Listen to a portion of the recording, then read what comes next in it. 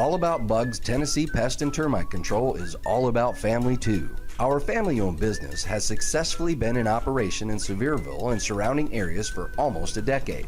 Especially during these times, a pest-free home is necessary for a sustainable, disease-free home or business. Our services include residential, rental, commercial, hotel, motel, cabins, you name it. Free quotes and inspections for new customers, and most of our services are contract-free. Our All About Bugs Tennessee family is devoted to delivering the best possible pest control service with a friendly smile. Contact us at 865-453-5574 today. If it's bugging you, you should be bugging us.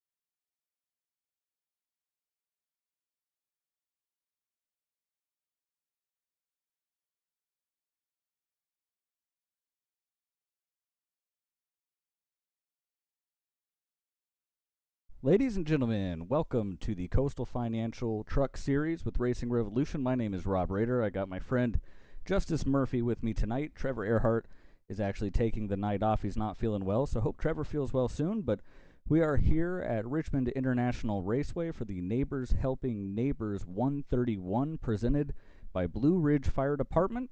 And Justice, should be a good race tonight. What are you thinking? Yeah, 175 laps around the 3/4 mile D-shaped oval. You got a little bit of an interesting track here, Rob. Real flat back stretch. The turn's not super banked, but should make for some interesting two-wide racing, especially in the trucks. Trucks seem to get around here pretty well. Not quite as bad getting off the corner as some of the other cars. So I think we're going to see some really fun side-by-side, and these boys are going to go to battle. We see it week in, week out. They're not afraid to beat and bang a little bit. Yeah, good points there. You know, we did just come off of that race in the Racing Revolution Cup Series here not all that long ago. And that was a little bit of a messy race. But, you know, these trucks tend to put on a better show here, I think. They're just a little more conducive to the type of racetrack that we're here at tonight. So hopefully we see a cleaner race than we saw for our Cup race back, 6 weeks ago or so. And yeah, we'll see how things go over the long run here with the trucks. Get some green flag racing in. Yeah, I'm looking right here, Rob, as there's about 50 seconds left in qualifying, but I believe all these boys are done. And I'm looking at the top 10. You got a guy, Jeremy Burns, on pole again this week, right? Coming off of back-to-back wins. But if I look at, what happened in the Cup Series, the three top guys were kind of basically the fastest three on the track. It kind of checked out. All three managed to either wreck themselves or get wrecked while running in the top three and end up with, I think, one finished 19th and the other two finished outside the top 20. So hopefully not the case tonight, but just something to watch for, right? This track is, you're kind of on top of people all the time, so it's unpredictable. These guys, you see Burns on the pole, Trevor Keith in second, Frank Hughes in third. Clint Cox in fourth, William Gay in fifth. That's not just necessarily meaning that they're going to go run away with it qualifying up there. Yeah, and we had to wait for our qualifying session to end in order to get the full rundown here. But yeah, like you were saying, we see some familiar faces up front here. Jeremy Burns first, Trevor Keith second, Frank Hughes in third, Clint Cox fourth, William Gaze in fifth, Jack Clemens sixth, Caleb Gilbert seventh, Chris Stamper eighth, Michael Bennett in ninth, and Kevin Orlando Jr. in 10th. Yeah, followed up with Michael Call and Michael Reed, the Mikes making up 9th, 11th, and 12th there. Chris Nail, Alex Forget Berube in 13th and 14th. Quentin Stewart, Dustin Adams, 15th, 16th. Grant Thorpe, Dominic Hughes in row 9. I think the graphic will roll at some point here. Yeah, Kyle Diaz, Justin Hughes in row 10 back there. Yeah, we have Jacob Sirkovich in 21st, followed by Wayne Lowe out to his outside. You have Nick Alves in 23rd, Jake Williams in 24th, Dylan Picklesheimer 25th, Austin Dowdy. I believe this is his first race here tonight, Justice. Yeah, absolutely. New guy coming around. These boys adding guys every week. Guys seeing what they're producing, wanting to be a part of it. And behind Mr. Dowdy there, the likes of Al Likens and Devin Hudgens, Joseph Gendron, and Christopher Schaefer will be starting shotgun on the field here. Rob, I about called you Trevor, so he's throwing that back and forth with Trevor. But these guys right now out on track doing the warm up. Got about 3.5 minutes of that. It's a good time to address the elephant in the room for some of these guys. Rob, it's race number 7. This championship's got 4 races left. Week off next week for these boys for Memorial Day, and good group of these guys racing tonight will actually be with us too in Charlotte this weekend for the Coke 600. So everybody needing a week off there, Monday off to travel home, get home, and be ready for the last 3. But the biggest elephant in the room, Rob, point situation, right? Right at the moment, you got Caleb Gilbert leading the points. John Fike trailing him in second, 29 behind, and I believe that Mr. Fike is not here tonight. So that gap could open up a little more. Clint Cox in third, 49 back. Kevin Orlando Jr., 56 behind. Al Likens rounding out the top 5, 63 points back. So you see a couple of those guys qualifying a little further back in the field. Al Likens, then you got, Kevin Orlando, Clint Cox, Caleb Gilbert all in the top 10. So this points battle, a couple of these guys hoping that they can close that gap in on Caleb. Yeah, and it's going to be tough to catch up to Caleb too, just because he's such a consistent driver. He doesn't really have those off weeks. I think Jeremy Burns has kind of been the class of the field, but when he's not leading, he's running 30th because he's wrecked.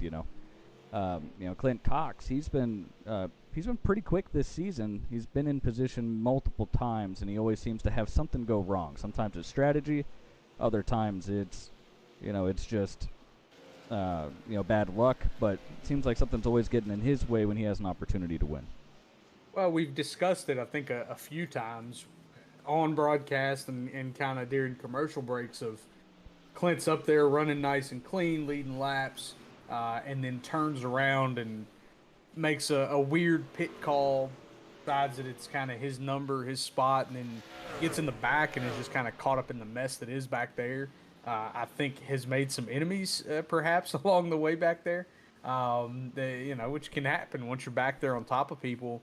And you're not used to being around them, not knowing what they're going to do, it can get pretty dangerous. So we've seen that happen a couple times. I think that he's another guy that should be joining Jeremy Burns and the likes of multiple winners this season, but just can't seem to get himself back into the front to victory lane, having not won since the season opener at Daytona.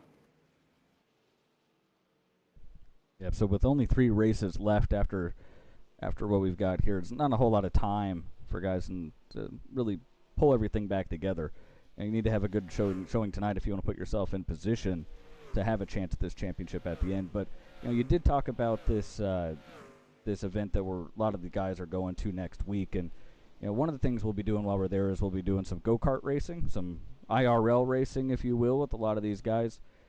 Who do you think's going to be the strongest contender there? Man, if I know anything about how go-karts normally go when you're just hopping in one, kind of a stock go-kart somewhere, smallest and thinnest have the advantage, right? Us big boys can be at a disadvantage if you're over 200 pounds or around 200 pounds. You kind of weigh the cart down a little more. So if I'm going to pick one out of the group that's going, it's going to be Nicholas Alves, who's driving the 24 truck tonight, the 24 car in the Cup Series. I believe that Nick is going to have a massive advantage, being a little on the smaller side height-wise, and then maybe 120 pounds soaking wet. So we'll see, though. It's going to be fun. I think I went in and circled a couple spots on track where I'm looking for some payback on some guys. Where we can get a little lighthearted fun and not cost any of us points or a suspension. So we'll see. I think we're gonna put on a good show, though. It'll be pretty fun. Too bad that we can't get V Speed or the Revo Racing Network to broadcast that race. It'd be a good time for sure. Right? Somebody's gonna end up getting run over. I can guarantee it. Somebody's me. getting feelings hurt. Might be We might me, have yeah. a Ricky Stenhouse, Kyle Busch situation going on post race. I'd like to say I'd be surprised, but I really wouldn't. All right, These so guys rolling finally. 175 laps. What are you thinking on fuel strategy here? How far do you think we can make it here on a tank at 75% fuel, Justice? So I was actually hovering with my Cup Series teammate who's outside pole there, Trevor Keith, and Jacob Serkovich and Nick and them and earlier, and TK managed to let me know that it's about 70 laps they can get on fuel. So uh, depending, if they have a nice clean race, it's guaranteed to be a two-stopper. But once they get to the stage, right, it's a guaranteed one-stop race from there. So I would imagine that the strategy is pretty much just run it to the stage, get tires at the stage, and then try to make it a one-stopper if everything goes right. All right, looks like we're going to take the extra lap here before we get ourselves underway. Yeah, always weird to me at Richmond that they give us 2 laps to pace. I understand it like Bristol, Martinsville, but at Richmond, where you start on the track, I never really need that second lap. So, yeah, it'll give the field a chance to kind of sort out. Hopefully, our lap counter doesn't get too messed up with this, as it believes that we have already gone green. It's all right. It should sort itself out. A lot of times the counter's a lot like us. We get excited and we lose track of exactly where we're at. But Jeremy Burns is bringing us to green here as he enters the Geico restart zone. Green flag is out. The initial start has to be on the flagman, not on the leader, so everybody gets a nice even start heading down to turn 1. Yeah, we've already got some moving and shaking here as the 2-car dives to the inside of Clint Cox. 61 of Frank Hughes, already to the inside of the 15 of Trevor Keith. Burns getting a little 3-truck length lead, hoping these guys behind him kind of continue what they're doing. Whole field, though, you kind of got side-by-side racing behind the top 5. These guys kind of getting sorted out, but the battle up front here for second, neither of these guys willing to give up, and if I know anything about that 15 truck, he's not going to take kindly the more that 61 uses him up. He's going to continue to want to stay right on that right rear. As he gets clear, though, right here, see if Trevor Keith can kind of filter down in front of Clint Cox. He doesn't want to lose too many spots here. Well, he gets a good drive off here, and he is clear, but Clint's going to try to dive it up the inside. He is there. TK's nice enough to leave him plenty of room down there to try to make the move on him. But one thing we're going to see here tonight, Justice, is it's going to get harder and harder to pass on the bottom as the run goes on. So, you want to make sure you get those passes done early if you can, because it's just so hard to get the drive off. But Clint Cox completes that pass pretty easily. Yeah, we end up kind of single file 1st to 10th here right at the moment. The first real battles for 11th between the 2 of the 3 Michaels. Actually, all 3 of them basically under a blanket here. As Michael Bennett able to get clear here in that 14 Slurp Sodas machine. Leaving the 99 of Michael Call, who he looked like he was clear, but that 88 of Chris Nail creeped up to the outside, and that's what you're talking about, right? You can get that big run, especially off of 4, and then as the tires start to wear out, it's going to get even harder for that 99 truck to maintain any momentum at all off the bottom, and that's really starting to shape up here, even on lap 5. It's just kind of the way it goes in these machines. Yeah, big shout out to everybody here. Obviously, lap 6, you want to take things kind of easy to get started, but we're already off to a better start, I think, than we saw in our Cup race a few weeks back. Just good, clean racing throughout the field here. Somebody caught the wall up there coming off turn 2. Not sure who that was. Yeah, I couldn't quite see that, but yeah, a lot cleaner, I would say, than how the Cup race started. We had a couple of early cautions. We see a truck going around, and this will not be a caution. All night long, this will not be a caution. So, yeah, Dominic Hughes going to lose a bunch of positions, comes back on track, basically 4 wide when he did, but everybody gets through there cleanly, and these guys managed to keep on rolling straight. But, yeah, like you were kind of talking about, right? We're off to a cleaner start, but something like what happened with Dominic Hughes, in real life is a caution. Here it's not, right? That's not a safety issue. He's down, still rolling in the grass, going to be fine as he now back there in the pack making a little contact. So, yeah, these boys starting to lose handle a little bit. If you've been side by side right now, for say 3-4 laps. At this point, your tires are starting to really hate you very quickly. Yeah, no doubt. As we go back and look at this stuff further back in the field, it should be noted Jeremy Burns has run himself out to a 0.3 of a second lead, so no pressure out front right now for Burns. We keep an eye on what's going on further back in the pack here. Christopher Nail side by side with Michael Reed here for the 11th position. Reed looking to the inside. These boys back here, around that 11th, 12th position, really trying to get sorted out. That's been a battle, though, for a while. Not sure where the 99 truck ended up kind of falling off this battle a little bit. Looks like he tried to sneak to the outside. Maybe he kind of burned it up a little more on the inside than he wanted and not quite able to hold. But see right there, Michael Reed sorts it out. Chris Nail, Alex Berube, and Michael Call, however, still side by side here for that 13th and 14th positions there. This is the patented Alex Berube truck race right here, right? You have to start further back in the pack, slowly work your way forward, and I expect to see him up front before the end of the night for sure. But, it seems like he has a long run speed on a lot of these short tracks as well. The truck is really good for him too. It's a good car for him, so no surprise at all to see him heading towards the front here, as he can't quite get clear of the 99 truck there, but he is clear now into turn 3. Looking to go pick up another spot here. Chris Nail's next in P12 for Alex. Yeah, you talk about just guys with experience, particularly here at Richmond, and winning experience. That driver, that 19 truck, Alex Berube, won a Cup Series race here. 3 wide on the corner exit here. Somebody caught the wall. That is never comfortable in the exit of turn 2, and the 3 truck still in shambles back there, Rob. Kind of sorted out now, but that 3 truck is still not handling well. He has agitated the right rear quite a bit. Not sure if maybe the damage is affecting him as well. May have a little bit of steering damage. So he's about to get some more. Yeah, making contact with the 23 Christopher Schaefer. He has definitely lost the handle on that 3 truck. You can see the damage there on the passenger side of that truck. That's a pretty significant amount of damage. Yeah, that really hurts the aero pretty severely, which starts to hurt the steering at some point.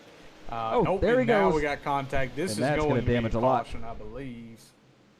No caution if yet. Get back rolling before leaders get here. It will be now green. It's going to be a caution, or it should be. Yep. You'd really hope so. He's in the middle of the track. All right. I was about to say, leaders rolling up on him quickly. I'm sitting there watching Jeremy going, oh my gosh, this is getting tight. So yeah, first caution of the night there for causes. We were kind of on board for that. Watching that 3 truck, whatever happened with that 3 wide situation is really where that all started. As he took damage there, continued to really struggle with the handle. 23 Christopher Schaefer just kind of there, trying to race, get around him. Slides up, unfortunately there. That's not necessarily the 3 really losing the handle as much as the 23 kind of running out of room. Gets the 3 truck spun around there and down to the inside wall. I don't know that the stop on track was his fault, Rob, as he lost the engine. I don't know that truck was going anywhere. Yeah, not a whole lot he could do there.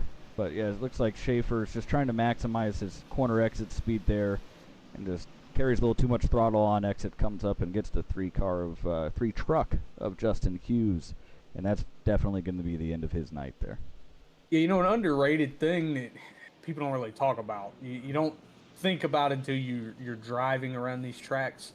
Even in the sim, they struggle with it, in real life as well. But when you're going from the banking to the flat there, Schaefer in the 23 truck may have lifted, but because of the way the banking comes off of the angle, you will continue to carry up the track.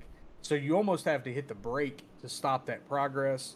You always want to think, I can just lift and it won't roll up there, but it seems that it always does. You end up making the contact you don't want to make. So a little bit of the benefit of the doubt there, that may not have been that he was still on the throttle. He may have lifted long before he ever made contact, but can be pretty tough to keep the handle at that point rolling off the banking. So that's our first caution flag here, lap 19 of 175. Justice, what lap did you say the stage was on? Is that lap 45 tonight? Lap 45 tonight. All right, so lap 45, we're about halfway through. So that whole first stint there, kind of a reset, kind of a halftime here for the stage. Go back out and do it again. What's the difference, you think, between the initial start of the race and a restart here? I presume on old tires. I don't think they're coming. What do you do from there? I'm gonna tell you, if I'm one of these guys, if I was, say, 17th, 18th on back, I might have considered coming to get tires. I see there's 5 in the back of the field. Well, one of them being the 3 truck. He is obviously probably going to be out for the night. But the 84, 34, 33, and 23 all pitted here. 23 maybe a little damage from the wreck, but they have all pitted. Maybe taking tires here.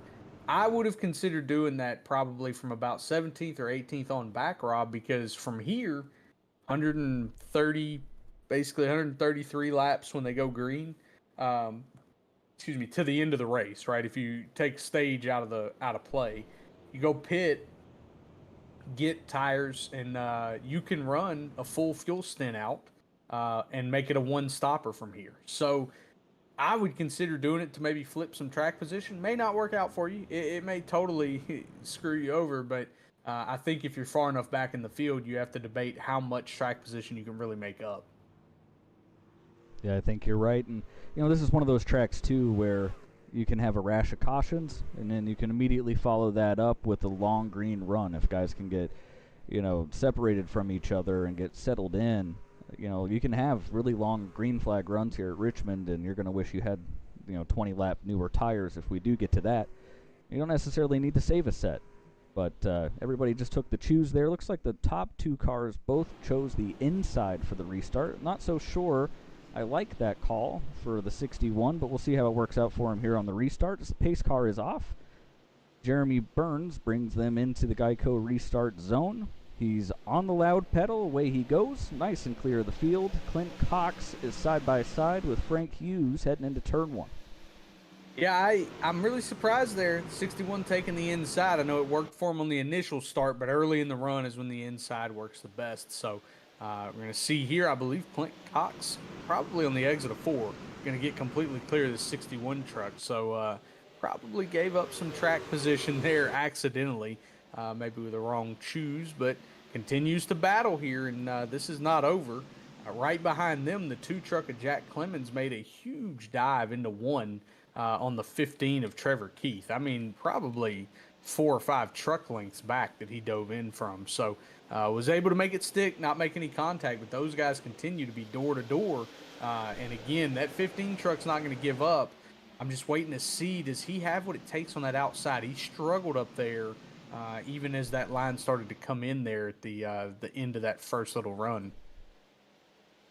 Well, we got the 91 in the fence back there just a little bit, but yeah, so you see TK here, he's kind of taken this, he's running the outside line, but he's kind of taken a shallower approach to it, right? He's not really, going up there into that third lane like you see some guys do, although he does a little bit higher there, but he's kind of pinning it on the door there of Clemens. And, I'd be interested to see how the car, what kind of corner exit he could get if he rode up a little higher on the track, but he's hanging out pretty tough out there at the moment, actually. Yeah, I'm surprised because kind of like you were saying. Now, in real life, what he's doing makes sense because he kind of hits the paint of the the stripes there with the left sides, crosses it down, touches them with the rights. And these guys talk all the time in real life about searching for the paint because the paint has the most grip. Not necessarily a thing in iRacing. They don't. If they made that a thing, I'd be looking for paint everywhere we went. But most guys are going up above those stripes with the left sides and then kind of diamonding down, touching them with the left sides and then taking off. That seems to be maybe what's not allowing him to clear the 2 truck. It's almost like they're both running the inside lane, so the 15's just never getting the run that we're normally seeing from the outside. Yeah, but he continues to get pretty decent runs off corner exit. It's just not enough to propel him past, but this time around we're seeing Jeremy Burns is not pulling away from Clint Cox like he did last time. Clint's staying there, he's staying with him. You got to wonder Is Jeremy just kind of backing his stuff up, trying not to use too much tire right now, or does he really have something for him? Yeah, Jeremy Burns slowly maybe becoming the Rob Raider of the Truck Series here. In the first season, we unfortunately had to watch you win 5 of 10 races, Rob. I hope that's not the case, but going for 3 in a row, and that 72 truck looks very, very strong as he grows the gap there a little bit. And we now see back here Jack Clemens once again locked in a battle, going to clear that 44 truck of William Gay, and now 1st through 10th kind of sorted out, but heck, 6th through 10th all under a blanket there. Yeah, a little contact between Clemens and Gay there. Clemens kind of chopped him there in the center of the corner, and Gay made a really nice save to keep things straight, but lost the position for now. It'll be interesting to see how he feels about that if he catches back up to him here in a few laps. But we do see a bunch of cars back here. Man, what are we doing here? Alex Berube making his way to the inside of the 91 truck there. Michael Reed and Michael Bennett there in that beautiful Slurp Sodas truck is making his way towards the front as well. Yeah, those two guys teammates, 14 and 19, and we're talking about Alex getting a Cup Series win here. Bennett also has a Cup Series win here. We often call him the king of Richmond. The guy, for whatever reason, loves this track. So I expect at some point he's going to find his way into that top 5. I would say it's probably after the stage. He tends to have very good long-run speed. These guys continue to run green flag laps, particularly after the stage. If they get to, say, 35 or 40 laps green, I would expect that he's going to be moving forward very quickly. Let's travel a little further back in the pack here. We got a bunch of 2-wide racing. Things looking pretty racy back here. You got Wayne Lowe side by side with Quentin Stewart. This is for the 15th and 16th positions. Yeah, it's 2 by 2 by 2 for 3 rows there. Wayne Lowe, Quentin Stewart, and then Kyle Diaz and Jacob Serkovich, Al Likensdale, and Picklesheimer. These guys all kind of battling now, kind of sorting themselves out a little bit, but we immediately see Quentin Stewart right back to the outside. I thought Wayne cleared him.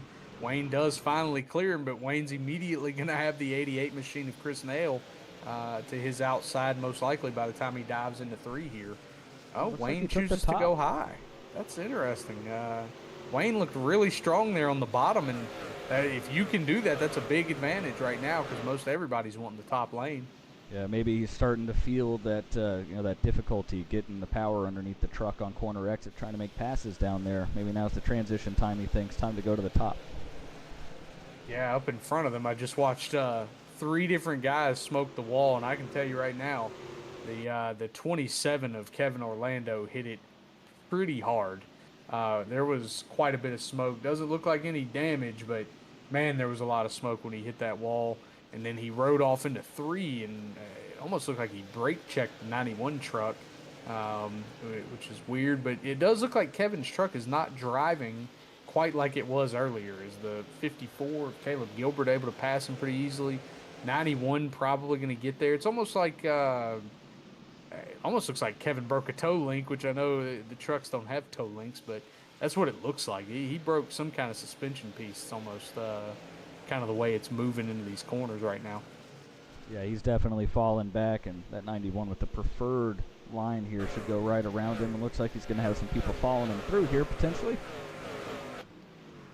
It's like this is big because this is a battle for 10th. Kevin's in 10th here. Wants to hold these positions, but even back to the preferred lane there, I just don't know. That truck is not healthy at the moment. You see a little bit of contact there with the 14 on each other a little Bennett. bit. Yeah, these boys, like I said, I figured the beating and banging was coming. I just didn't know that it would be maybe for the stage, 1 point here in the stage. It's kind of interesting. Yeah, with only 5 laps left in the stage here, you want to try to make it happen quickly. And speaking of which, we did see there that Clint Cox was starting to reel Burns in, and then I'm not sure if he had a moment where he had to catch the car or what, but he lost a couple of tenths and hasn't been able to close back in on Burns since. So we're sticking here with what right now is the most competitive race on the track. Although Jack Clemens is slowly closing in on TK here, might have something to give Trevor Keith before long. And let me tell you something. Kevin was broadside there on the exit of 2. It's a little bit of a shot there from Alex Berube in the middle of 3 and 4. And right now, Kevin getting used and abused a little bit here, Rob. And I think maybe some frustration showing here. We talked about how hard it can be to pass that 27 machine, no matter what he's driving, truck, car, don't care. It's very hard to pass him. Right here, he's got what appears to be either a broken truck or some very, very angry tires. Oh, he's about to get shipped down here into one. Yeah, guys getting frustrated very quickly. Kevin makes a self-preservation move there, but he's going to spin it. Is he going to spin all the way around? What a save. It's a great save there. He's not going to be happy about that one, though. Little help on corner exit there. Those guys' patience finally ran out. Yeah, I think if you're Kevin, a lot of times we talk to Kevin about this. He's pretty accepting of that can happen. But, yeah, I guarantee you he's still frustrated. It doesn't matter if you accept that that's a possibility. You still get pretty mad when it happens. Take it from somebody who's done that a time or two, been pretty pissed. It happens to the best of us. Not to me. I would never get upset in the car. But one lap remaining here before the end of the stage, and Clint Cox got hung out off turn 2 trying to catch Jeremy Burns. Yeah, he was what I would call Kevin Orlando broadside there. He just managed to save it. We're going to have a barn burner perhaps for her 4th here. TK going to actually get clear as Jack Clemens slid all the way to the inside there in the middle of 3 and 4, and we get the stage caution here. Stage win for Jeremy Burns, Clint Cox, Frank Hughes, Trevor Keith, Jack Clemens, William Gay, Chris Stamper, Caleb Gilbert, Michael Reed, and Michael Bennett. Rounding out the top 10 in the stage. Those 10 guys will each take home some stage points. More of those you can pick up, the better. We talked about the lead that Caleb Gilbert had in the points. Kevin Orlando most likely knowing that's why he wanted to hang on so badly. Gonna lose at least 3 more points here to Caleb Gilbert if he doesn't get in front of him by the end of the race. Yeah. Well, Clint Cox was running Jeremy Burns down there at the end of that stage. It seemed like he had good speed for Jeremy at the beginning and then kind of fell off a little bit. Then he was all of a sudden had all that speed. He was starting to catch up to him right at the end. Over the course of this next longer run, now that we're done with our first stage of the race, it'll be interesting to see if Clint can keep the pressure up on Burns, keep him honest tonight. But all the guys are coming down pit road. I don't think there's a single car that stayed out here. No, everybody making their decision. Like I said, you pit here, and then it's a one stopper. I do see the 23 truck out there. So no, he did stay out, or he drove through the pits. Maybe no, he stayed out, Rob. So the 23 is the one truck to stay out here. Very interesting. He did kind of what I was talking about there, Rob. Took tires, had pretty bad track position, took tires there at that first caution. Figured he could make it on one stop from there. So now you've kind of made your bed. But if you're Christopher Schaefer, you absolutely need this race to go green the entire rest of the way for this to work like you want it to.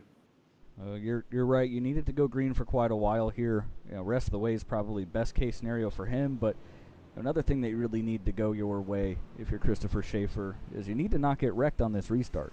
20, 25 lap older tires here. It's going to be difficult. You're going to have some really fast guys behind you. They're not going to be patient trying to pass you here. So you're going to have to be careful and make sure you're putting the truck in good places in order to take care of yourself and those around you here, because they're going to be all over him on the restart for sure.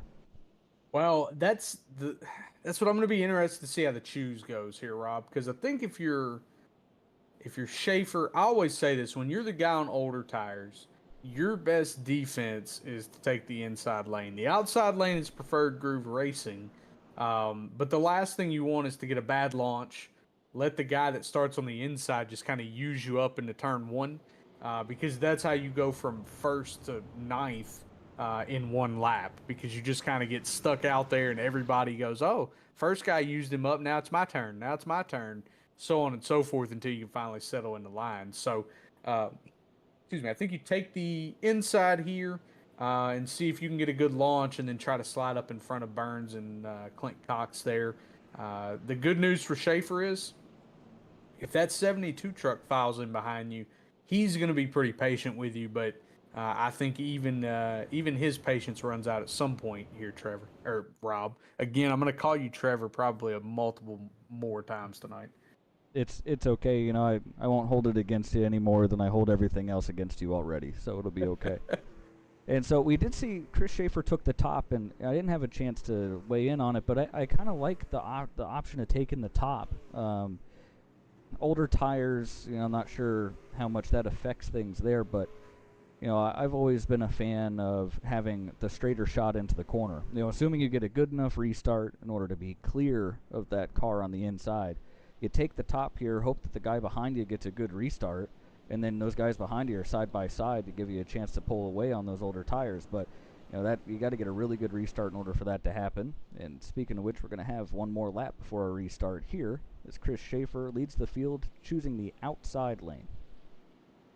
Yeah, and that's the fun part of the conflicting views there. I do see kind of your side of that as far as kind of getting your straighter launch and a little more maybe control. The other thing you get that we don't really talk about much is when you're coming out of a short track corner in the outside lane and you're one of the two control cars there, the leader and then the second place car on the inside. When you're on the outside, you get to have like a couple mile an hour advantage just to keep pace, right? Because it's a shorter distance around the inside. So you can kind of convert that to your advantage here even more so if you time this just right. So we'll see here as the 23 leads him into the Geico restart zone, ready to launch. Gets a pretty clean launch, no tire spin there, and it immediately draws the 15 side by side with that 72 truck. Maybe he can get that nice 4 or 5 truck length clearance he wants. Oh, we got a caution, big wreck in the back here. Got them all piled up. Caleb Gilbert's in it, the 99 of Michael Call is in it. I think there were a few others there that were able to drive away, though. Well, there's a few people maybe singing hallelujah if Caleb ends up with pretty bad damage here. I don't know how bad this is, but we're going to catch the replay here of what happened. Oh, wow. Oh, man. Yeah, the 88 just super deep into the corner. 54 gets spun around. Does take... I guess I'd call it significant damage. I mean, he's missing the rear clip there, but I don't think that's going to be undrivable for the 54 truck. Not a huge deal in Richmond. They'll get that patched back up. He should be fine, but yeah, this... maybe the 88 truck not as used to being back there. That's a lot of times what you can see. When you're not used to being back there, you've been running up front, you kind of get back in the pack, and then you completely misjudge your brake marker when you're packed up. Yeah, I can definitely say I've done that on a few occasions here. Turn one just kind of baits you into it. You know, you can get in there deeper than that guy, and then they get in pretty conservative, and next thing you know, you have an apology to make when the race is over. So it happens. It definitely happens. Yeah, it's hard because this is one of the few short tracks where, like, going into one, you don't really see the inside wall until you're all the way past where you should be braking. So you don't have a real good visual brake marker to your left. Like, all your brake markers are off the wall on the right. And so if you've got a truck up there, which Chris Nail did, had a truck above him, you can't see your brake marker, and you can completely miss it. So, yeah, I've done that a time or two myself here in just about everything you can imagine. So, very easy to have that happen. Same thing can happen at Bristol. Is another one where it's hard to judge. Of course, with the black walls at Bristol, it's even harder to judge. You don't really have a brake marker on the outside wall either, but there's just no good brake markers on the track, and this is just kind of one of those things that happens at some of these places. Well, so great news for Christopher Schaefer. Got a quick caution there, which I guess that's not really the greatest news for him, but he's still in the lead. So he was able to get a nice restart, got himself clear of those guys behind him, and really didn't have any pressure to deal with until the caution came out, but that also means that we're going to do it again. What did he learn on the last one? Does he want to restart up top again? Then maybe, I think it went pretty well for him. I'd expect him probably to make the same decision, or maybe he discovered something he didn't quite like, maybe a little wheel spin or something. We'll see what his decision is this time around. Yeah, in these situations, this is where you see your guys that are used to being up front make adjustments, right? When things like this happen, we see it in the Cup Series with, yourself, Trevor, Jeremy, Caleb, me, some of these guys that are up front a little bit, Loveland. You go in and you're leading, you move somewhere in the restart zone, you go, okay, I'm going to start here. And it's just like, hey, that didn't cooperate with how my gears are working, where I want to shift. These 7-lap older tires didn't like starting the same spot as the 20-lap old tires. So you learn little things, and you start to manipulate these things to your advantage. So one of those things, we don't see Christopher Schaefer up front a whole bunch in the Cup Series, but every opportunity he gets to be up here, I promise you, he's learning, soaking stuff in. I would expect nothing different here, just like you were saying. What did he see on that first one? Was launching in the middle of the zone good, or do you test it and launch, a foot into the zone this time? Or do you wait and launch until the very end? I mean, you have control, so the 72 can't go until you're on that loud pedal.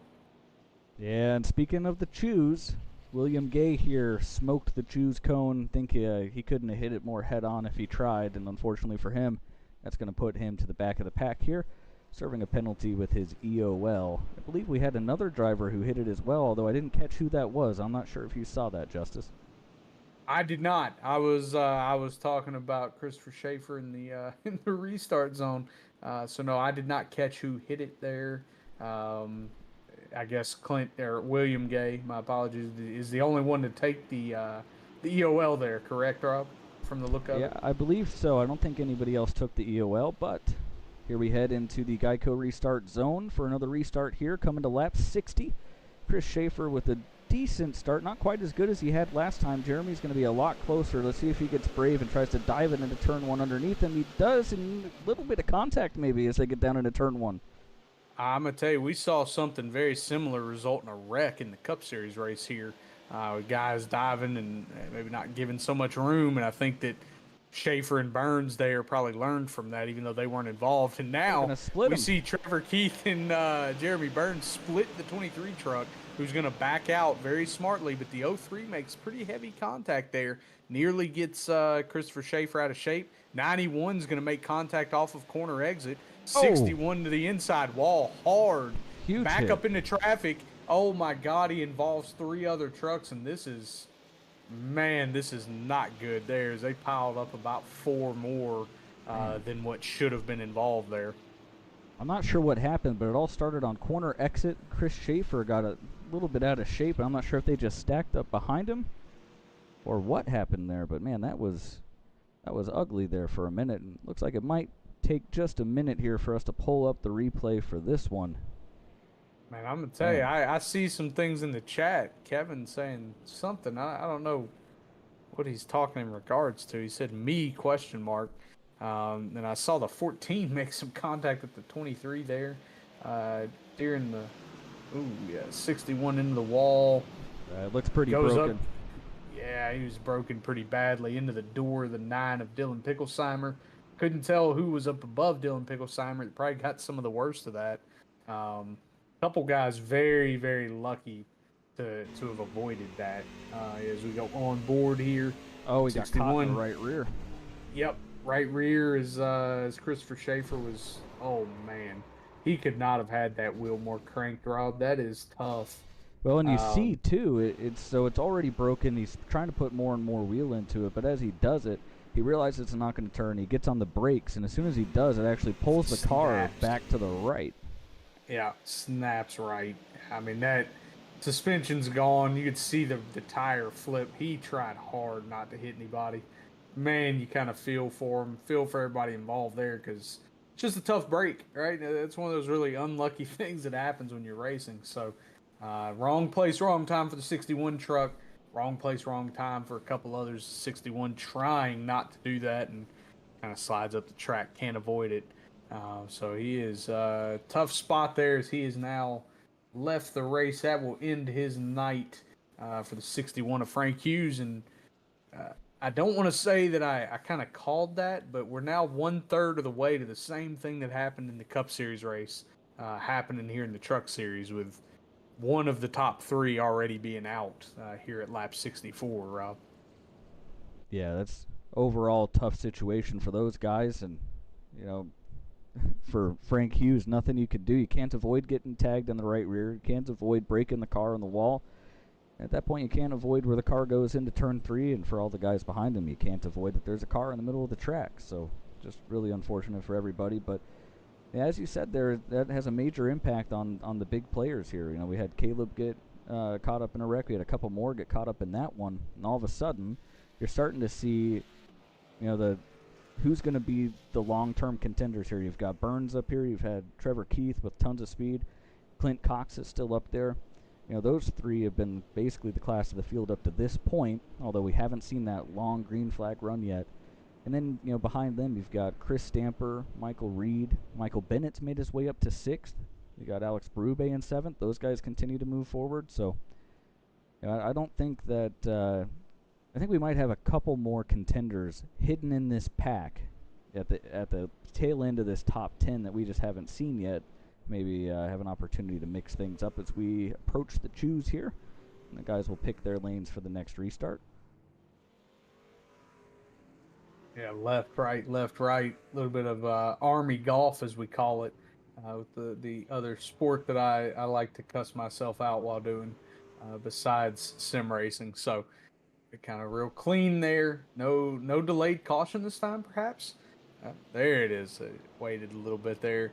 That is an admin enforced thing, Rob. We've not really talked about that because that's happened all night, but that's something that we noticed in the Cup Series. You get a field over about 20 cars, trucks, whatever. It's very hard to choose and then get everybody back together in a real compressed field to get a nice clean restart. So extra lap just gives it time to clean itself up. Everybody gets single file within the truck length and get ready to roll.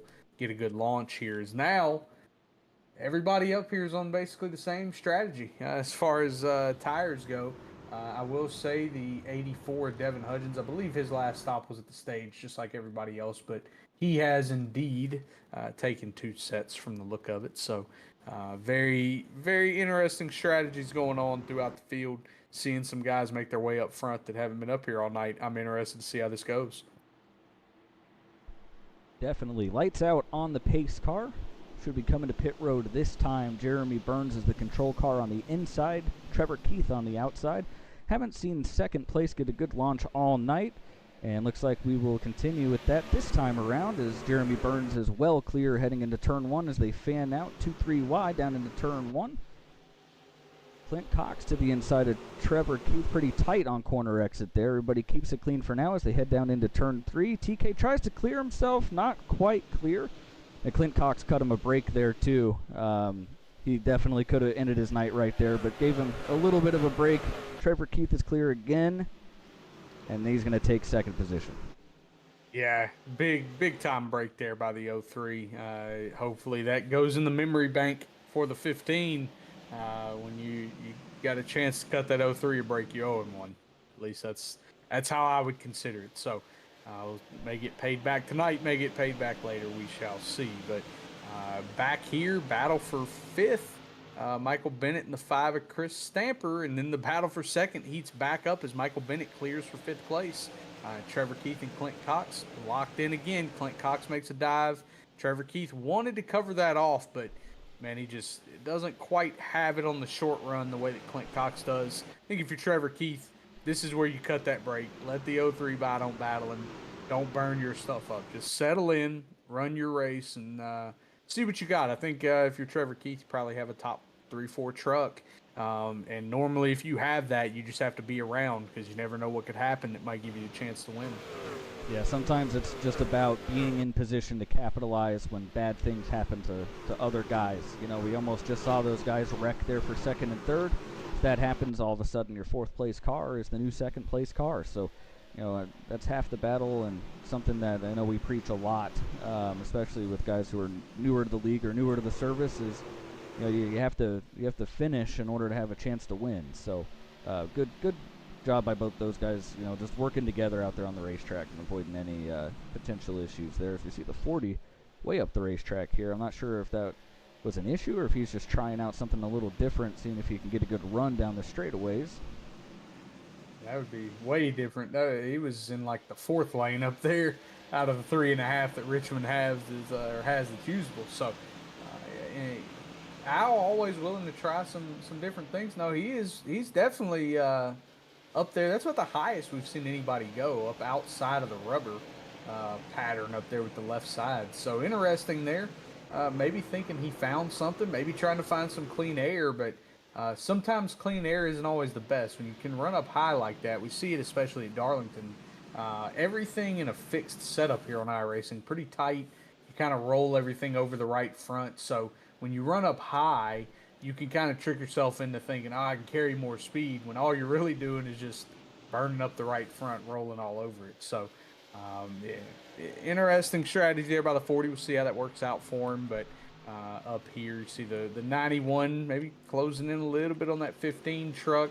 But these guys appear to be mostly settled in the top 5. They've kind of decided, hey, it's time to log some laps and maybe show why we're the class of the field here. Yeah, and since they're single filed out here, let's go take a look at what's happening back here around 15th, 16th place of Devin Hudgens. And that 44 of William Gay recovering from his EOL penalty for the choose cone violation. He's making his way forward here. But, Devin Hudgens, speaking of guys who moving their way forward, he's been really, really good in the trucks ever since the whole truck league started. I mean, he's had his moments to shine, definitely in the Cup Series as well. But he's kind of come into his own here in the Truck Series, and running 17th is about the worst I think I've seen him run since this whole series kicked off. So it'll be interesting to see if he can make his way further forward here as we progress. Yeah, some guys, it's just different vehicles click better. You're talking about Alex Berube earlier, right? Alex has been very, very good in the trucks, and he has admitted he does not love those next-gen Cup cars that we drive on Wednesdays. But sometimes just getting out here, running laps at these places, no matter what you're running in, can make you better in everything. And, Alex has been one of those guys where he's running trucks. I know he runs another next-gen league on Thursday nights where he's just constantly kind of putting in work, logging laps, and learning. And the more you can learn, the more you're on a track, the more nuances you learn, right? Hey, you know what? Perhaps that line at Richmond running all the way to the yellow isn't quite it. But you know what? Why don't I test that in the next-gen car? And then you go, oh, man, that works in this one too? And then you're like, well, now I found 3/10 that I was missing. So, more laps always lead to better learning. And I think that's what we're seeing out of a guy like Devin Hudgens. Just this vehicle clicks a little better for him, and he's just learning and starting to get better across everything he drives. Definitely, and move our way back up to the front here. Trevor Keith's been getting heated up here by Michael Reed quite a bit last handful of laps. But it seems like Michael Reed is a little faster, but just doesn't really have anywhere to go here. He's just kind of stuck in space, and that can happen here at Richmond. Guy starts running. You see Trevor Keith's not really running the bottom of the track. He's kind of half a lane up, so you can't get under him, and it's really difficult to get to somebody's right side at this racetrack and in these trucks. So, what do you really do if you're faster from here, Justice? How do you like to set up the pass at Richmond? You start to show the headlight on the right side, I think, first. Showing it to the left, TK's not scared you're going to dive it because he knows that if you do, you're wrecking them both, right? And what good does it do to wreck both trucks? So you start to show that right side of headlight. As we see Michael Reed do that exact thing here in 1 and 2. You kind of start to flash, hey, I'm maybe thinking about going up there. And then you can draw the 15 into doing that. And you see it there. While the 15 ran to the bottom, he started a little higher than he had been. So you start seeing that, and the guy's kind of getting a little deeper in there, and he just kind of baits you into moving up, and then you kind of set your pass up to the inside. Or if he's going to just concede the outside, you just continue to work your run And over the course of, say, 3 or 4 laps, you're eventually going to be able to get all the way to the outside and make a move happen. But we see it here. The 91 tried it a couple laps, flashed that right side headlight, bait the 15 into going up there, but then they kind of drove off of 3 and 4, and the 91 lost the handle. So we see it here. It's funny. I started talking about it, and the 91 starts trying it immediately. The question for me, Rob, is, I mean, would you go about that any differently here, particularly in the trucks? Well, I mean, I think you've got the right idea. I just think you do it for about 3 more laps and then you move them. Because, I mean, yeah, there you go. Just like that. You know, start letting them know it's time to get out the way. So, you know, maybe these guys are listening to us, Justice. Maybe we're tipping guys off. We need to be careful about what we're saying. We're giving guys bad ideas, or at least I am. You know, I'm a bad influence out here. But Michael Reed looking to the inside, not quite there for him yet. I'm going to fall back in line behind Trevor Keith. And, you know, I'd travel around to go see what else is going on out here at the racetrack. I know we got plenty of racing going on, but it's a pretty important position here. We're going to stick with it for now and see if Michael Reed can get by, as Michael Bennett has actually really closed in on both of these guys, maybe looking to go 2 for 1. Yeah, a little 3rd, 4th, and 5th under a blanket. And, you know, if you're the 91, this is where, if I'm the 91, and I speak for myself, I'm moving the 15 on corner entry at some point here, because you've now let the 14 get to us, right? You've backed us all the way up. We heard that kind of last year in the Cup Championship race with Ryan Blaney and Ross Chastain. Is Blaney was super frustrated, right? Because Ross nearly backed him up all the way to the 5 car and let the 5 car back in to have a shot at the championship. And eventually got frustrated with Ross and kind of tried to move him. Didn't work out, but it did work out, right? Blaney still won, or won the championship, so it worked out for him just right. But yeah, I think if you're the 91, you're pretty frustrated right now. You're kind of getting dirty aired, basically, at this point, and just kind of stuck in the tire tracks of the 15. It does look like he's baited him to run a little higher. So you may not ever be able to get to his bumper now. You may have waited too long, and now that the time for your move is toast and that 14 truck's coming, going to heat up that back bumper here in just a minute. A little wall contact there for Michael Reed on the exit of 4, but as you can see, 1st and 2nd place Jeremy Burns and Clint Cox pulling away from this whole group here, you know, just to add to that frustration. If you're Michael Reed, how bad you want to get by, you're watching you know, the potential win just drive away from you here, but it is what it is. It's a hard track to pass on the long run, and we're finally seeing that long green flag run that we were expecting at some point. Be interesting to see if we do run ourselves into a situation here where we'll have to come down and get fuel before this thing is over. And if so, executing pit stops could get really interesting. But let's take a look and see what else is going on around here right now. We have Chris Stamper with Alex Berube trying to get to his right rear, and if he can get there, he'll complete the pass probably, but it's really difficult. He just, man. And now he's going to try to send it up the inside. Big dive bomb out of Alex. Try to slide up the track a little bit. He gets it stopped. You know, I'll tell you what. This is something that I found really interesting with Alex, specifically at this racetrack. I don't know anybody else. I've never seen anybody else get harder into turn 1 on a consistent basis than Alex and still keep the car planted on the bottom of the track. I've tried watching his in-cars. I've tried everything. I can't do it. I don't know what he's doing, but it feels like it's going to be a dive bomb, and then he just gets the car settled. It's something I haven't seen anybody else do, and it's just crazy to me. And he's got to see it there. It's kind of his patented move here at Richmond, and it's completely indefensible. There's nothing you can do when he makes that move on you, unless, of course, you can figure out exactly how he's doing it and copy it. But and he's flying right now. He's hauling ass. I was about to say, he is moving right now. He's nearly back to the bumper of that 14 truck as he's making his way up through the field. But yeah, it's something similar. We talked about him a couple times being the concrete guy. You know, I gave him the old Concrete Berube nickname, but it translates here too. It's kind of like Dover, where he's got something figured out where it's just like, how is he doing that, and can I even copy it? And some of that answer is no, right? We've heard guys talk about it IRL, like Denny in particular has talked about it, where now everybody can see each other's SMT and they can go watch the in-cars and they can go do all that, and they kind of just try to repeat it, but that doesn't mean that you can, right? It's not always repeatable. If it was, everybody would do it, and then you'd have a bunch of robots out there, and it's just not how that goes. When it's not what you're used to doing, it's not your thing. It's very hard to repeat that exact action, And right now, that 14 truck maybe starting to feel the frustration that the 91 did. Is now he's being backed up by the 91 truck as the 15 is now kind of driven away there, by about 5 or 6 truck lengths. A little ways back from the battle for the lead, as those two leaders have checked out from third by about 3.5 seconds here, Rob. Yeah, they're long gone, and it does look like Michael Reed is starting to maybe pay a little bit of consequence for the amount of tire he used up, possibly trying to pass Trevor Keith there. But this is the part of the run where the tires are going to start to let you know how you've been treating them for the last handful of laps here. So we see Likens again way up there, and Kyle Larson line at Richmond. Pretty interesting. It's working for him though. He's to the outside here of the 18, and looks like he's getting ready to take the spot away from him. Yeah, he's been working that line for, gosh, Speaking 30 of working laps. the line, we got a race on for the lead. Oh, as Clint Cox has got there.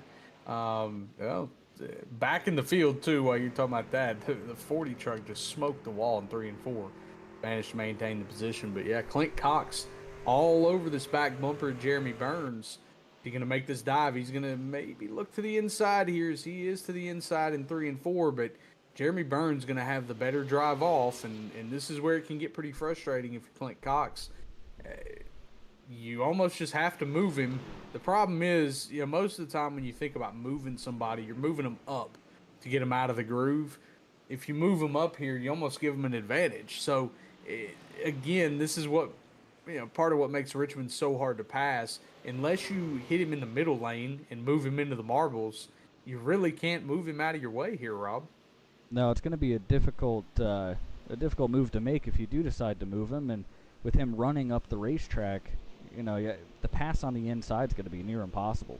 So, no matter how much faster Clint is here, it's going to be difficult. I mean, with how high Jeremy's entering, especially turn 1, maybe the slide job is an option for you, but I mean, I think your best bet, like you said, is to just kind of move him if you can get to him. Nothing too crazy with 70 laps left, but as we say that, actually, looks like Clint's starting to fall off of him a little bit here. Not sure if he used up a lot to get to him, or maybe he just got him hot. Have to get him settled back down, but Jeremy's starting to gap him again now. Yeah, it looked like he really heated it up there. You got to be so careful. You're trying to get around the leader, because the minute you heat him up, use it up, then you start losing half a tenth. He went from 10th and a half back of Jeremy, basically 1 truck length, to 6/10 nearly back now, about 7 truck lengths. So lost a ton of time there.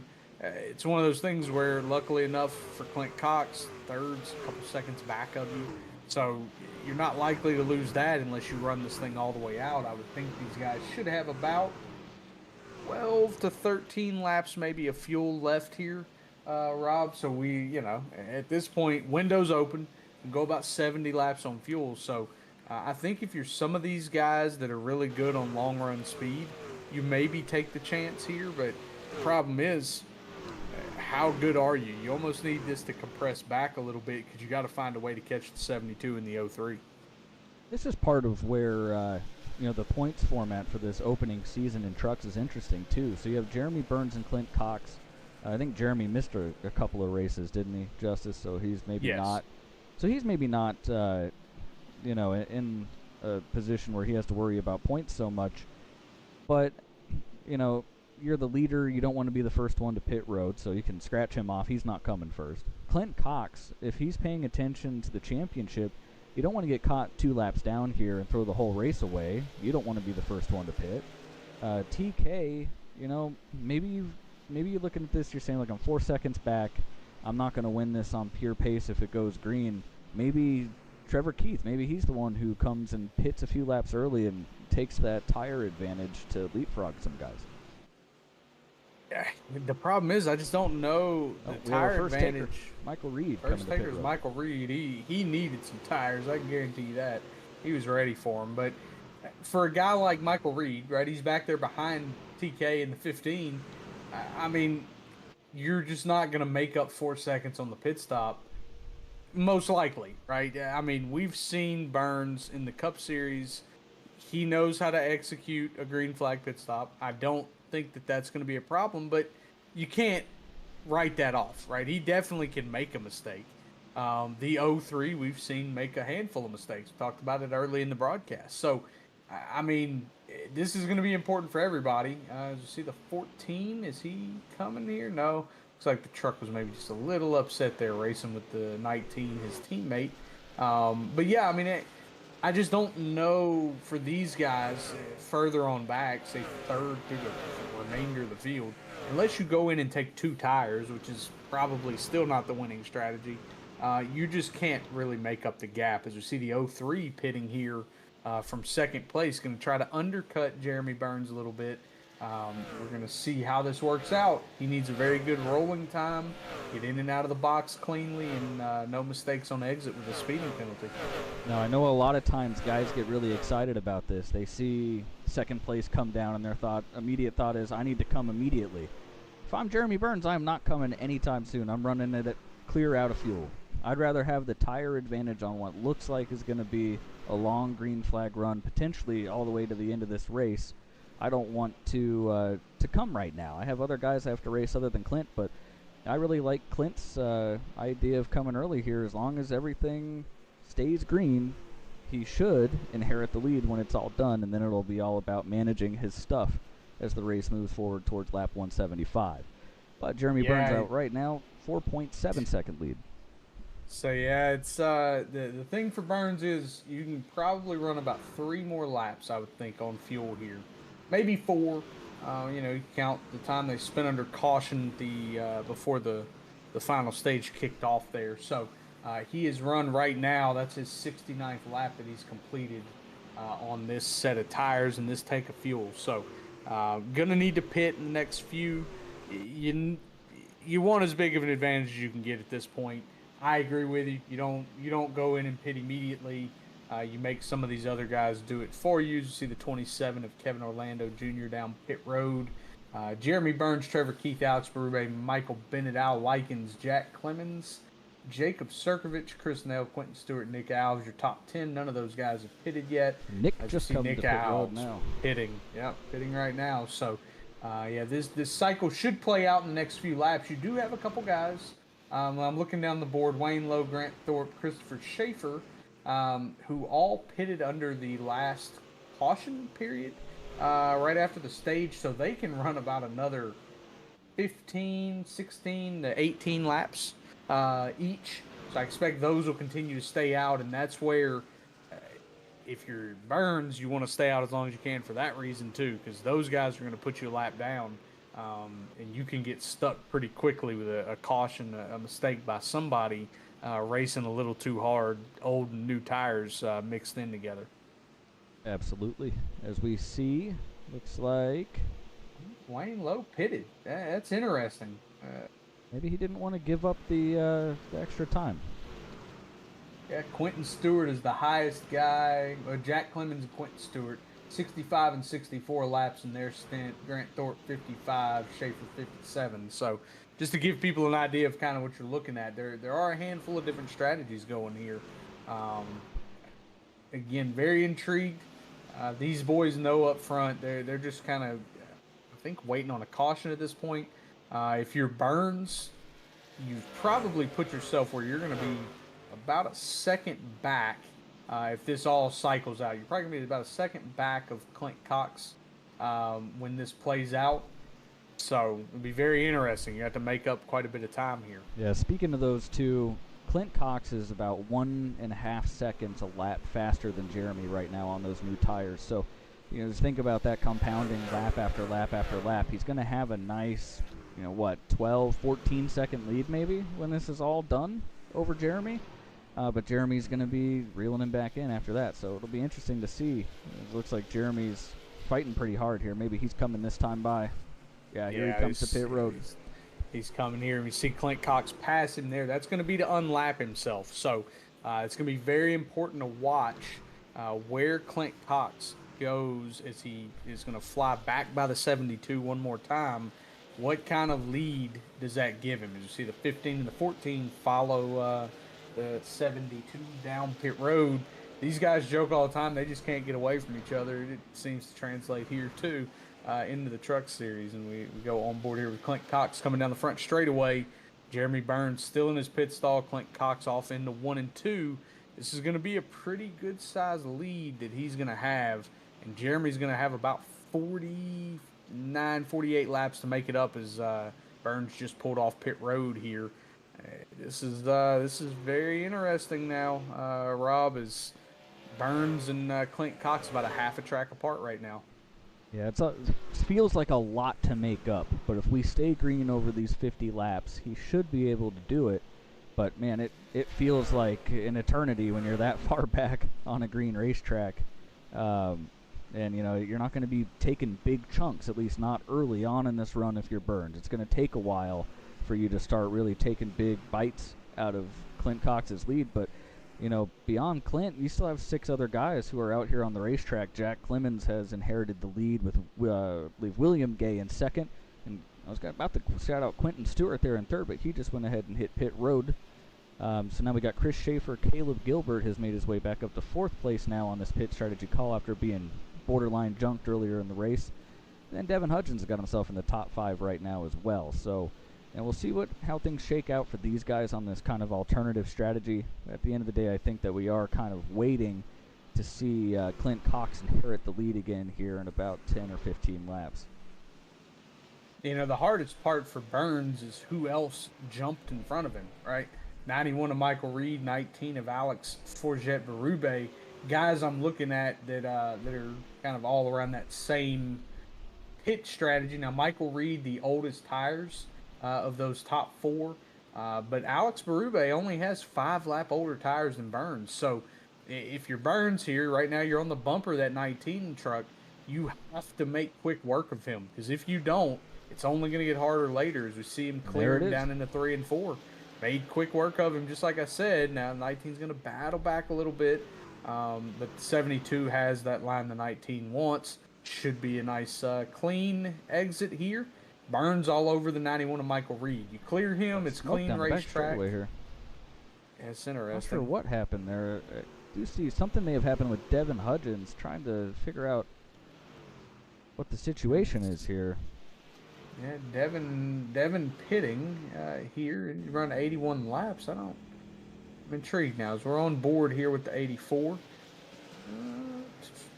Oh, he did. He got really loose on exit of 2. Man, that almost got really big. The 40 of Al Likens couldn't have missed him by more than a cat hair there. I mean, that is incredible.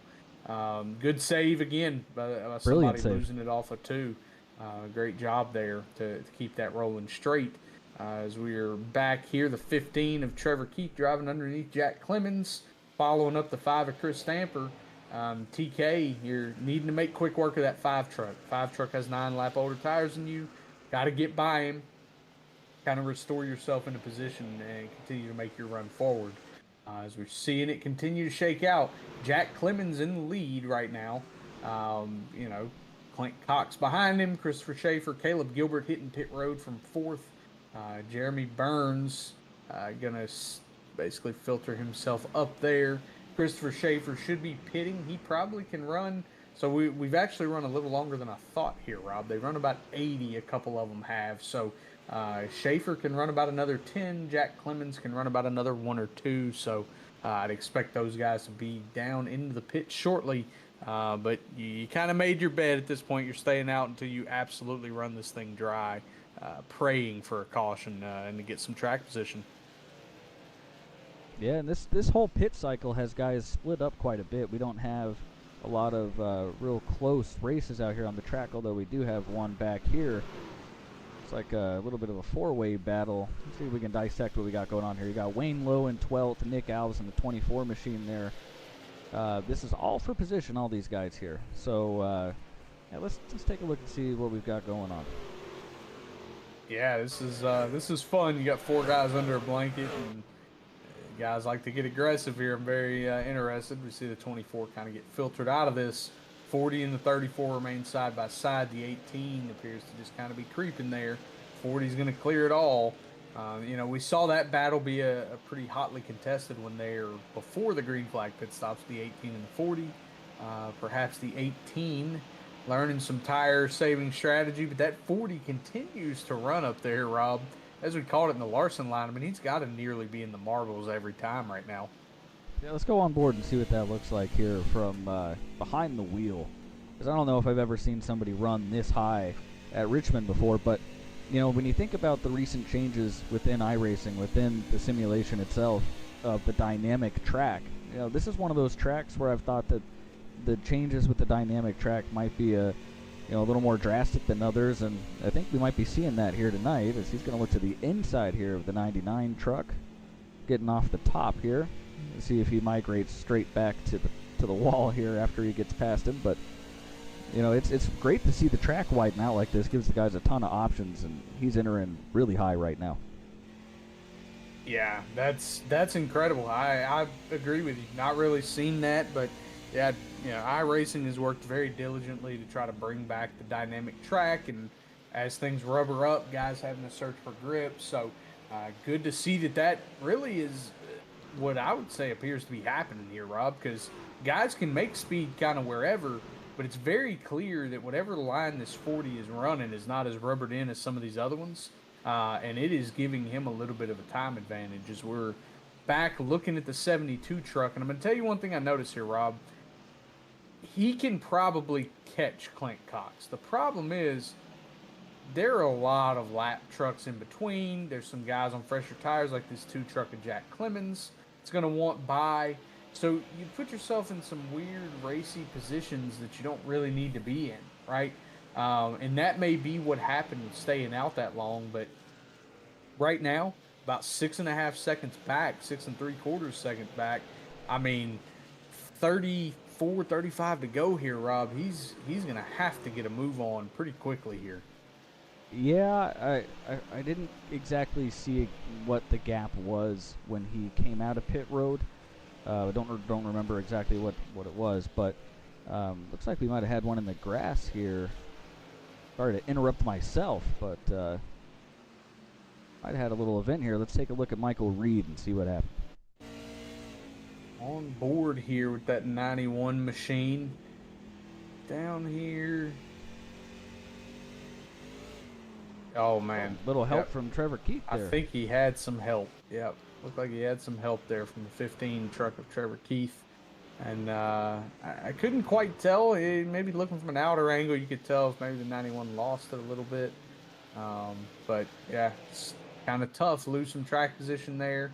If you're Michael Reed, I believe he was running 4th. You can go from 4th to 6th. So, not the end of the world, but just not really preferable that would happen to you. Right now, though, that 03 car, now about 5 3/4 clear Burns. He's made up a second in 4 laps.